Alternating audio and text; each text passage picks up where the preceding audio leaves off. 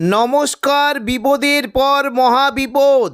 বাংলার দিকে ধেয়ে আসছে শক্তিশালী ঘূর্ণিঝড় অর্ণব। ঘূর্ণিঝড়ের কারণে উপকূলবর্তী এলাকায় ভারী থেকে অতি ভারী বৃষ্টির সঙ্গে ঘন্টায় 90 থেকে 100 কিলোমিটার গতিবেগে দমকা ঝোড়ো বাতাস বইতে পারে। তাই চাষি ভাই ও মৎস্যজীবীদের সতর্ক থাকার নির্দেশ দিয়েছে আলিপুর আবহাওয়া দপ্তর। এই ঘূর্ণিঝড়ের ফলে বাংলার কোন কোন জেলায় ঝড় বৃষ্টির সম্ভাবনা রয়েছে সবই বিস্তারিত আলোচনা করব এই খবরে। খবরটি শেষ পর্যন্ত অবশ্যই দেখবেন।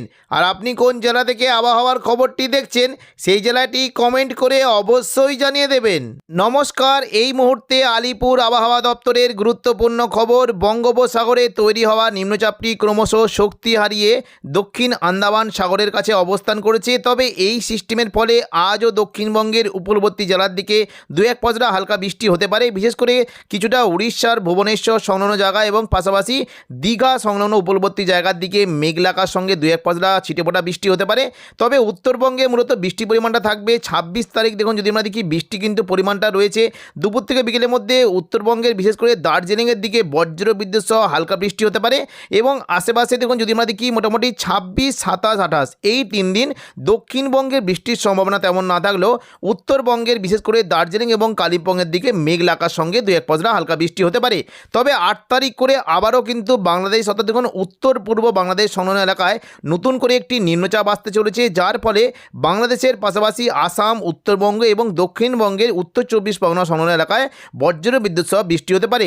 দেখুন যদি আমরা দেখি রবিবার দেখুন 8 তারিখ কিন্তু আমরা দেখতে পাচ্ছি যে উত্তর পূর্ব বাংলাদেশ সংলগ্ন এলাকায় নতুন করে একটি নিম্নচাপ আসতে শুরু করেছে, যার ফলে বিশেষ করে উত্তরবঙ্গের দার্জিলিং এবং পাশাপাশি আলিপুরদুয়ার, কোচবিহার এবং দেখুন আসাম ও বাংলাদেশের বিভিন্ন জায়গাতে বজ্র বিদ্যুৎ সহ ভারী বৃষ্টি হতে পারে। দেখে নেব কোন কোন জায়গায় বৃষ্টির কেমন কী সম্ভাবনা। দেখুন যদি আমরা দেখি রবিবার 8 মার্চ দেখুন যদি আমরা দেখি মোটামুটি সন্ধ্যা থেকে রাতের মধ্যে নিম্নচাপ আসার ফলে দার্জিলিং, কালিম্পংয়ের দিকে মেঘলাকার সঙ্গে দু এক পশলা হালকা বৃষ্টি হতে পারে।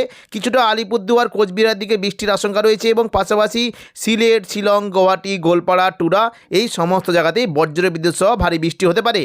পরবর্তীকালে বৃষ্টির পরিমাণটা আরও বাড়তে পারে। সোমবার 9 তারিখ দেখুন যদি আমরা দেখি বৃষ্টি কিন্তু পরিমাণটা অনেকটাই বাড়লো এবং পাশাপাশি দেখুন যদি আমরা দেখি কিছুটা কিন্তু বৃষ্টি শুধুমাত্র যে বাংলাদেশ নয়, কিছুটা কিন্তু আমাদের উত্তর 24 পরগনার দিকে চলে আসার একটা সম্ভাবনা রয়েছে। দেখুন যদি আমরা দেখি কিছুটা দেখুন এই যে দেখুন বাংলাদেশের খুলনা, বরিশাল, কুমিল্লা এই বৃষ্টিটাই কিছুটা দেখুন যদি আমরা দেখি পশ্চিম দিকে বাঁক নিয়ে কলকাতা, হাওড়া, হুগলি এবং উত্তর 24 পরগনার দিকে আসতে পারে। তবে দেখুন যদি আমরা দেখি মূলত বৃষ্টি কিন্তু পরিমাণটা বেশ বেশি থাকবে। যদি আমরা দেখি দেখুন বেশি থাকবে দার্জিলিং সংলগ্ন এলাকায় বজ্র বিদ্যুৎ সহ ভারী বৃষ্টি হতে পারে। পাশাপাশি গুয়াহাটি এবং তেজপুর, এদিকে হোজাল, শিলং, দিমাপুর এই সমস্ত জায়গাতে বজ্র বিদ্যুৎ সহ ভারী বৃষ্টি হতে পারে। এবং দেখুন বাংলাদেশে বৃষ্টির সম্ভাবনা রয়েছে বিশম্বরপুর, বাগমারা, মদান এবং সিলেট, মৌলভীবাজার এই সমস্ত জায়গাতে মূলত ভারী বৃষ্টির আশঙ্কা থাকছে। কোথাও কোথাও দেখুন যদি আমরা দেখি বৃষ্টি হতে পারে বিশেষ করে দেখুন চরখাই, জন্তিয়াপুর, বড়লেখা, বালাগঞ্জ, এদিকে সিলেট, জগন্নাথপুর, চাতকবাজার, বিশম্বরপুর, এদিকে ফেনারবাগ সমস্ত জায়গাতে বজ্র বিদ্যুৎ সহ ভারী বৃষ্টি হতে পারে এবং পাশাপাশি শিলচরের দিকে বেশ ভালো বৃষ্টির আশঙ্কা রয়েছে। তবে পরবর্তীকালে দেখুন যদি আমরা দেখি মঙ্গলবার 10 তারিখ কিন্তু নিম্নচাপটা কিন্তু পুরোপুরি দেখুন মোটামুটি উত্তর পূর্ব বাংলাদেশে চলে আসার একটা সম্ভাবনা রয়েছে। এর ফলে দেখুন বাংলাদেশে বিশেষ করে সিলেটে প্রচণ্ড পরিমাণে ভারী থেকে অতি ভারী বৃষ্টি হতে পারে। বিশেষ করে বিশম্বরপুর, মৌলভীবাজার, মদান, সিলেট এই সংলগ্ন এলাকায় প্রচণ্ড পরিমাণে বৃষ্টির একটা আশঙ্কা রয়েছে। বিশেষ করে জন্তিয়াপুর, চরখাই, বড়লেখা, সিলেট এখানে বৃষ্টির পরিমাণটা সব থেকে বেশি থাকবে। পাশাপাশি বিশম্বরপুর, ফেনারবাগ, জগন্নাথপুর, চাতকবাজার এখানেও বজ্র বিদ্যুৎ সহ মাঝারি থেকে ভারী বৃষ্টি হতে পারে। বৃষ্টির সম্ভাবনা রয়েছে বিশেষ করে শিলচর, এদিকে পাল্লাপুল এবং দেখুন খাদ্যম এই সমস্ত জায়গাতে জাকিগঞ্জ এখানে বজ্র বিদ্যুৎ সহ ভারী থেকে অতি ভারী বৃষ্টি হতে পারে।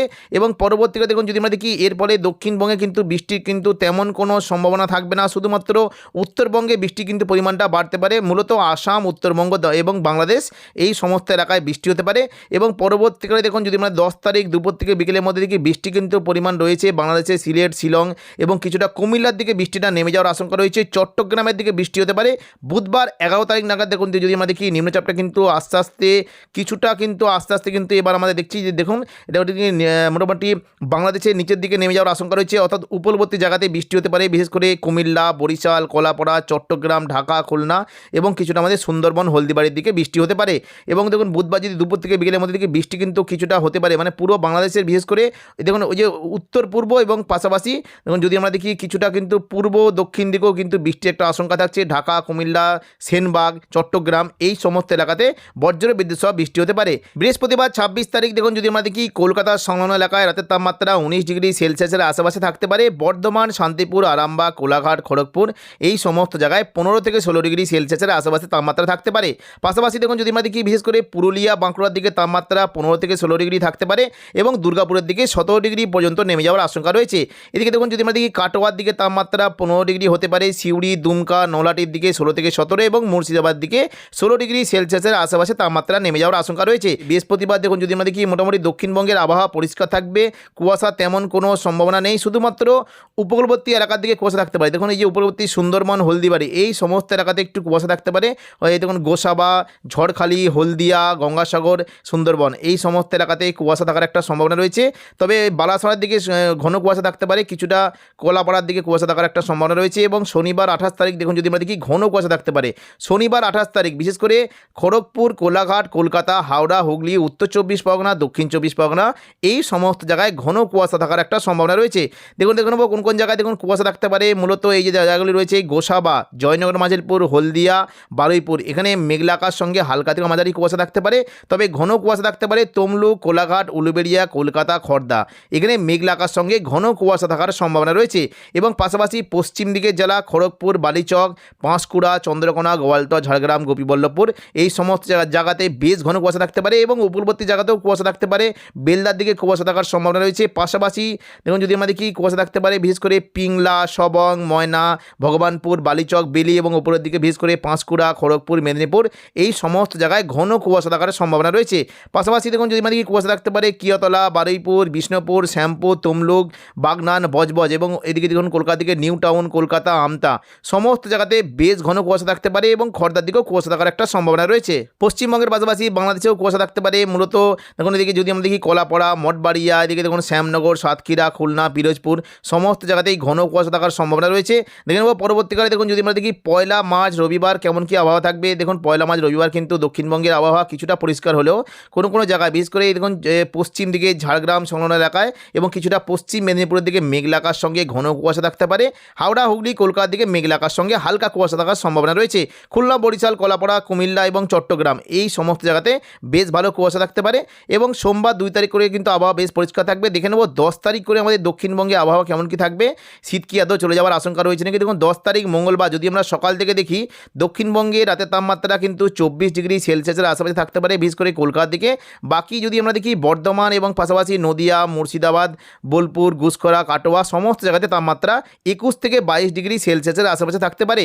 তবে উপকূলবর্তী এলাকার দিকে বেশ ভালো কুয়াশা থাকতে পারে পূর্ব মেদিনীপুর, পশ্চিম মেদিনীপুর, হাওড়া, হুগলি, কলকাতা এবং দীঘা, কাঁথি, হলদিয়া, নামখানা, ফেজারগঞ্জ, গঙ্গাসাগর, সুন্দরবন, হলদিবাড়ি এই সমস্ত জায়গাতে বেশ ঘন কুয়াশা থাকার সম্ভাবনা রয়েছে।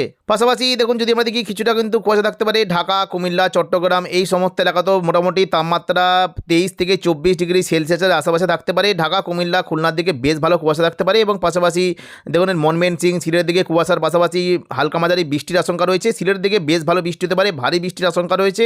এবং পাশাপাশি দেখুন যদি আমরা দেখি শিলংয়ের দিকে মেঘলা আকাশ সঙ্গে কুয়াশা থাকতে পারে। গুয়াহাটি, গোলপাড়া, টুরা এখানে প্রচণ্ড পরিমাণে মেঘ হতে পারে। আলিপুরদুয়ার এবং রংপুরের দিকে বেশ ভালো কুয়াশা থাকতে পারে। পাশাপাশি দেখুন যদি আমরা দেখি দার্জিলিংয়ের দিকেও কিন্তু কুয়াশা থাকার সম্ভাবনা রয়েছে। দার্জিলিং, কালিম্পংয়ের দিকে ঘন কুয়াশা থাকতে পারে এবং দেখুন আলিপুরদুয়ার ও কোচবিহার দিকে হালকা থেকে মাঝারি কুয়াশা থাকার সম্ভাবনা রয়েছে। আসামের গোলপাড়া, গুয়াহাটি, শিলং এই সমস্ত জায়গায় কুয়াশার পাশাপাশি হালকা থেকে মাঝারি বৃষ্টির আশঙ্কা রয়েছে।